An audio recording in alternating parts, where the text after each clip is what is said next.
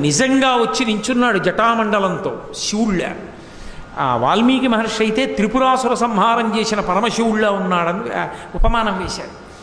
నిలబడితే దశరథ మహారాజు గారు భయపడిపోయి, ఇంతమంది క్షత్రియుల్ని చంపేశావు, ఇంద్రుడి దగ్గర ప్రతిజ్ఞ చేసి మానేశావని విన్నాను, ముక్కు పచ్చలారని వాడు లేక లేక పుట్టాడు, పుత్రకామేష్టి చేశాను, పెళ్లి చేసుకుని ఎడుతుంటే చంపేస్తావా ఏమి అని పాపం బతిమాలుతున్నాడు. రాముడు తండ్రి ఉండగా ఎక్కువ మాట్లాడడం. ఏమిరా పిల్లవాడా అన్నాడు. దశరథుడిని విడిచిపెట్టి రాముడి వంక తిరిగి, శివధనస్సుని భంగం చేశావుట, ఏది విష్ణు శాపాన్ని అందుకో చూద్దాం అని తన తాతగారైనటువంటి రుచీకుడి దగ్గర విష్ణువు పెట్టినటువంటి ధనస్సుని ఇప్పుడు తీసుకొచ్చాడు. తన తండ్రి జమదగ్ని దగ్గర ఉన్నది తనకి ఇచ్చాడని చెప్పి పట్టుకొచ్చాడు.